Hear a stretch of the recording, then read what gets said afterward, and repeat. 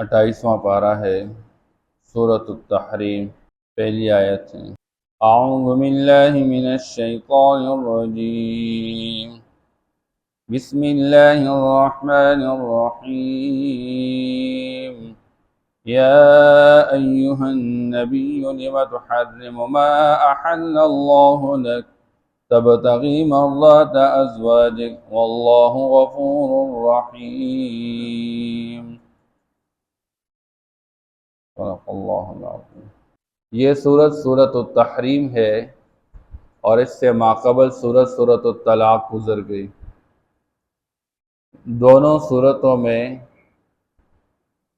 احکام بیویوں سے متعلق ہے، لیکن پہلی سورت کے اندر بیوی سے متعلق وہ احکام جو نفرت کی وجہ سے حالات پیدا ہو جاتے ہیں، اور یہاں اس سورت کے اندر ان احکام کا بیان ہے جو حد درجے محبت کی وجہ سے حالات پیدا ہو جاتے ہیں۔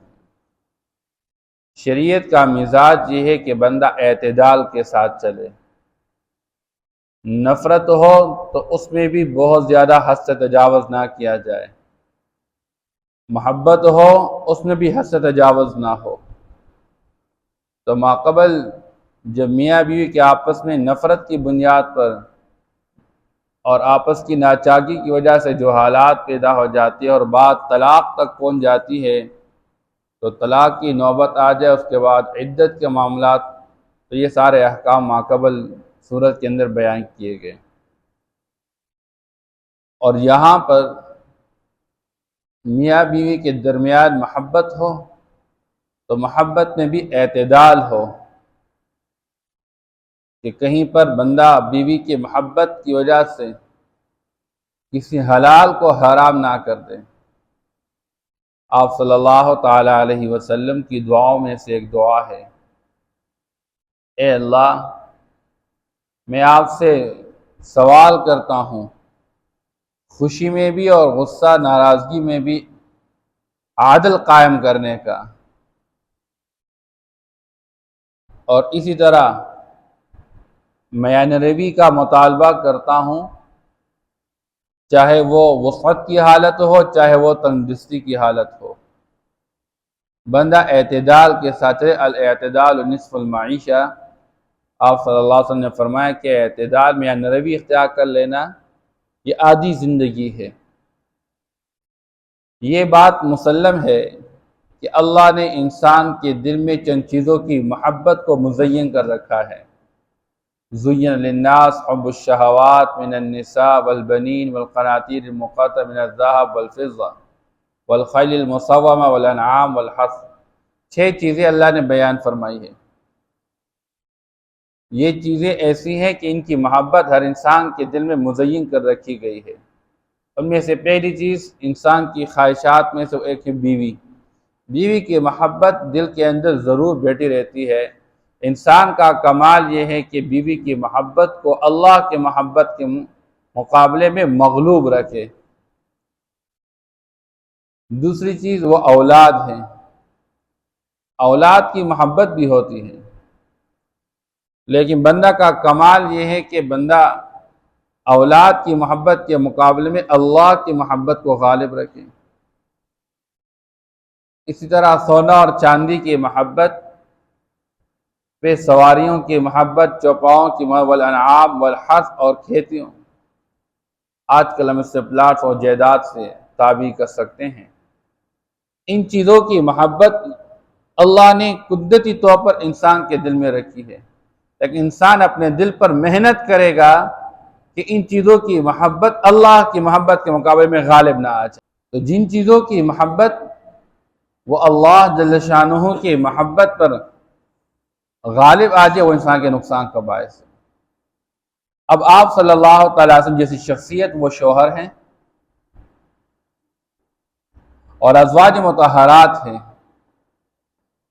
اب آپ صلی اللہ تعالی علیہ وسلم کو اللہ جل شانہ نے اجازت دی ہے،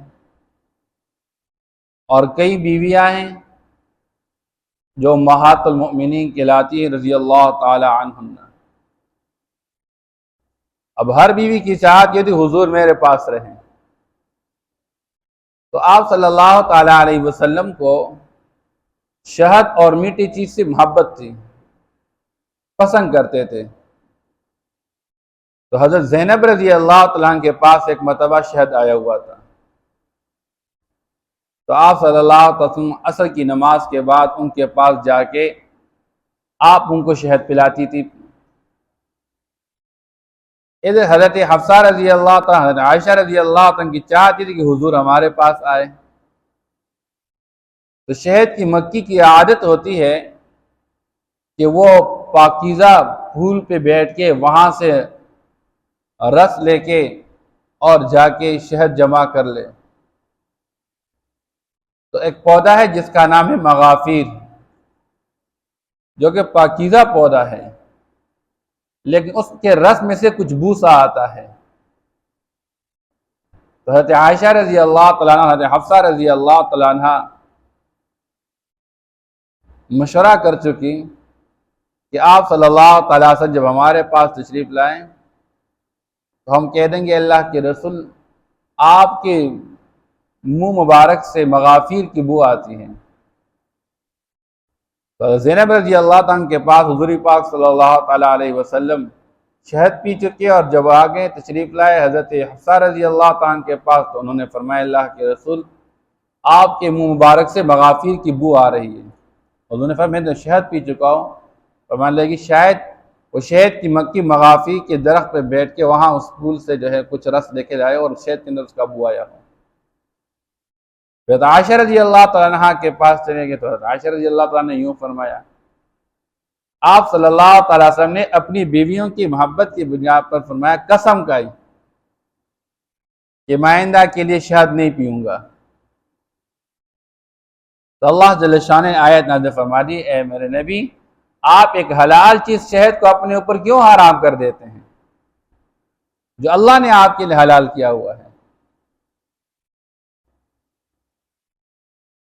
یا دوسرا واقعہ مفسرین لکھتے ہیں کہ آپ صلی اللہ علیہ وسلم ایک مرتبہ حضرت حفصہ رضی اللہ تعالیٰ عنہ کے گھر تشریف لے گئے، اور حضرت حفصہ رضی اللہ تعالیٰ اپنے والدین کے پاس گئی تھی، تو حضور پاک صلی اللہ علیہ وسلم اس گھر میں رات گزار چکے اور آپ صلی اللہ علیہ وسلم اپنی لونڈی کو بلا چکے۔ تو حضرت حفصہ رضی اللہ تعالیٰ عنہ جب اپنے گھر تشریف ہے اور پتہ چلا کہ آپ صلی اللہ علیہ وسلم میرے گھر کے اندر رات گزار چکے اور لونڈی پاس آئی ہوئی ہے، اس کے ساتھ رات گزار چکے ہیں، تو بیوی کہاں اپنے شوہر کے ساتھ محبت کی بنیاد پر اور کو برداشت کر سکتی ہے۔ تو آپ صلی اللہ علیہ وسلم نے اس کے مزاج کو دیکھ کر قسم کہا کہ میں آئندہ کے لیے اس لونڈی کو اپنے قریب نہیں بلاؤں گا۔ تو اللہ جل نے فرمایا اے میرے نبی آپ اپنی بیوی کے محبت کو طلب کرتے ہوئے اپنے اوپر ایک حلال چیز کو کیوں حرام کر دیتے ہیں؟ اب حالانکہ آپ صلی اللہ علیہ وسلم سے بڑھ کر کون سی شخصیت ہو سکتی ہے جو بیویوں کے حقوق ادا کرتے رہیں اور اللہ کا حق بھی بجا لاتے رہیں، لیکن امت کو تعلیم دی جا رہی ہے حضور پاک صلی اللہ علیہ وسلم کے واسطے کہ بیوی کے محبت میں بندہ اتنا آگے بڑھ جائے کہ ایک حلال چیز کو اپنے اوپر حرام کر دیں، یہ مناسب نہیں ہے۔ اسے اللہ فرماتے ہیں یا ایھا النبی لما تحرم ما احل اللہ لک، اے نبی آپ کیوں حرام کر دیتے ہیں وہ چیز جو اللہ نے آپ کے لیے حلال کر رکھی، چاہے وہ شہد ہو اور چاہے وہ لونڈی ہو۔ تبتغی مرضات ازواجک، اپنی بیویوں کی رضا کو طلب کرتے ہوئے، واللہ غفور الرحیم۔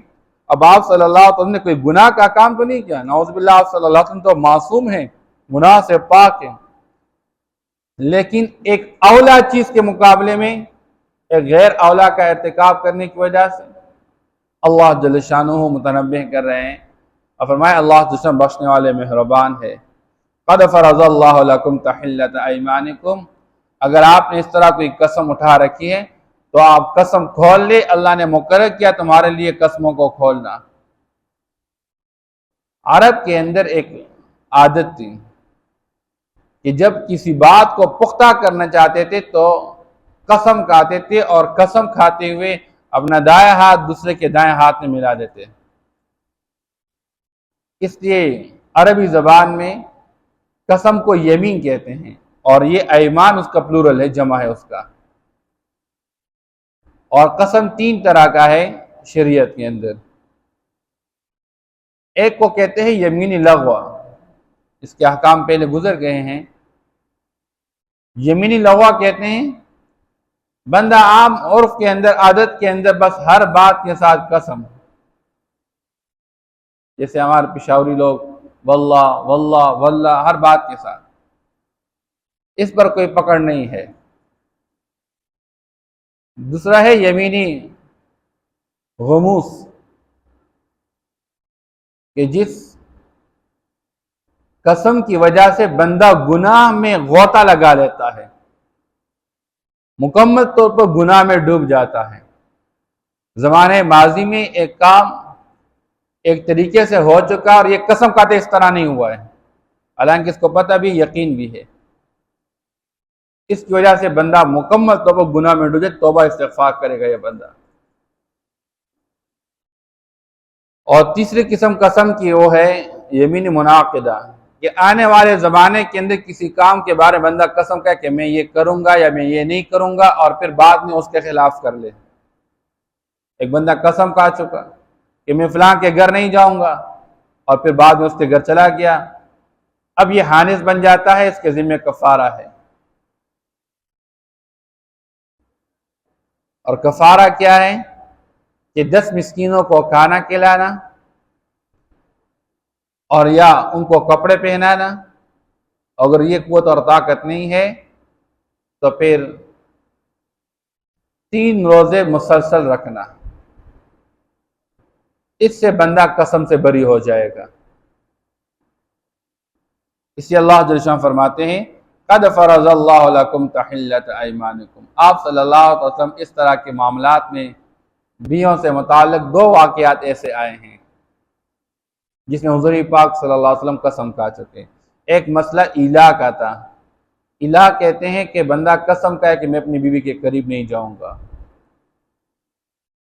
آپ صلی اللہ تعالیٰ علیہ وسلم پر جب اللہ پاک نے فتوحات کے دروازے کھول دیے تو آپ کے ازواج مطہرات امہات المؤمنین رضی اللہ تعالیٰ عنہن آپ صلی اللہ علیہ وسلم کے سامنے ایک مطالبہ رکھ چکی، اور مطالبہ یہ رکھ چکی کہ اللہ کے رسول، اب اللہ نے فتوحات کے دروازے کھول دیے، اب ہمارا خرچہ تھوڑا سا بڑھا دیجیے۔ تو یہ مطالبہ کوئی ناجائز نہیں تھا، لیکن آپ صلی اللہ تعالیٰ علیہ وسلم اس بات کو دیکھ چکے کہ میرے ساتھ رہنے والے میری ازواج، ان کے دلوں میں دنیا کی چیزوں کی رغبت کیسے پیدا ہو گئی۔ آپ صلی اللہ علیہ وسلم کو یہ ناگوار گزر گیا، اور آپ صلی اللہ علیہ وسلم نے قسم کہی کہ میں 1 مہینہ کے لیے اپنی بیویوں کے قریب نہیں جاؤں گا، اور آپ صلی اللہ تعالیٰ علیہ وسلم 1 مہینہ تک قریب نہیں گئے۔ پھر اللہ جل شانہ نے آیت تخیر نازل فرما دی کہ اے نبی، آپ اپنے ازواج مطہرات کو اختیار دے دیں، کہہ دیں ان سے اگر تمہیں دنیا کی چیزیں چاہیے تو آ جائے، میں تمہیں دنیا کی چیزیں دے کر فارغ کر دوں گا، آزاد چھوڑ دوں گا، کوئی مسئلہ نہیں ہے۔ اور اگر تمہیں اللہ اس کا رسول چاہیے تو اللہ جل شانہ قدردان ہے، بخشنے والے ہیں۔ تو آپ صلی اللہ تعالیٰ علیہ وسلم ترتیب کے ساتھ ایک ایک بیوی کو بلاتے رہیں اور یہی فرماتے رہے کہ اللہ کی طرف سے اختیار دیا گیا ہے، تمہیں اللہ اس کے رسول چاہیے تو یہ معاملہ ہے، اگر تمہیں دنیا کی چیزیں چاہیے تو بس تمہیں دنیا کی چیزیں مل جائے گی، لیکن تمہیں آزاد چھوڑ دیا جائے گا۔ تو کون چاہ رہی تھی کہ حضور پاک صلی اللہ علیہ وسلم کو چھوڑ دیں؟ اس لیے جب 1 مہینہ پورا ہو گیا، اور وہ مہینہ 29 دن کا تھا، اسلامی مہینہ کبھی 29 کا ہوا کرتا ہے اور کبھی 30 کا ہوتا ہے، تو جب 29 تاریخ پوری ہو گئی، مہینہ پورا ہو گیا، آپ صلی اللہ تعالیٰ علیہ وسلم پھر ازواج مطہرات کے جو قسم کھا چکے قریب نہ جانے کے واسطے، وہ قسم پورا ہو چکا، پھر آپ صلی اللہ علیہ وسلم قریب جانا شروع کر چکے۔ تو کسی نے کہہ دیا اللہ کے رسول ابھی تو مہینہ پورا نہیں ہوئی، 29 تاریخ ہوگی، حضور نے فرمایا مہینہ 29 کا ہے، ابھی دوسرا مہینہ شروع ہو گیا۔ اس لیے رمضان کے مہینے میں بھی آپ صلی اللہ علیہ وسلم کی زندگی میں مدینہ منورہ کے اندر آپ صلی اللہ علیہ وسلم 10 سال گزار چکے، اور 10 سال میں سے اکثریت رمضان کے مہینے وہ 29 دن کے رہے، اور کم مہینے 30 کے پورے ہو گئے تھے۔ ہمارے آج کل کے لوگ بعض اوقات مہینہ اگر 29 کا ہو گیا اور چاند نظر آ گیا، لوگ کہتے ہیں جی ایک روزہ کھا چکے ہیں، تو یہ اپنے اوپر خود ایک غلط گواہی دے دیتے ہیں، اور یہ منافقین سے اپنے آپ کو بچانا چاہیے۔ اس لیے اللہ فرماتے ہیں واللہ مولاکم، اور اللہ تمہارا آقا ہے، اپنے مولا کو راضی رکھنا دوسری چیزوں کے مقابلے میں یہ زیادہ اولا ہے۔ وَهُوَ الْعَلِيمُ الْحَكِيمُ، اور وہ خوب جاننے والا ہے تمام احوال کو، اور الحکیم وہ جو احکام نازل فرماتا ہے اس کے اندر حکمت ہوتی ہے۔ اس سے بندہ اعتدال کے ساتھ چلے، نہ تو آپس میں نفرت کو زیادہ رواج دے دے جس کی وجہ سے طلاق تک نوبت آ جائے، اور نہ اس درجے محبت میں آگے بڑھ جائے کہ اللہ جل شان کی حلال کردہ چیزوں کو بندہ اپنے اوپر حرام کر دیتا ہے۔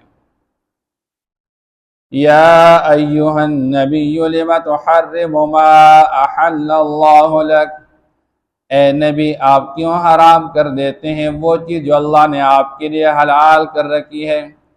تبتغی مرضات ازواجک، آپ اپنی بیویوں کی رضا کو طلب کرتے ہوئے، واللہ غفور الرحیم، اور اللہ جل شانہ بخشنے والے مہربان ہے۔ قد فرض اللہ لکم تحلۃ ایمانکم، یقین اللہ نے مقرر کیا ہے تمہارے لیے تمہاری قسموں کو کھولنا۔ واللہ مولاکم، اللہ تمہارا آقا ہے۔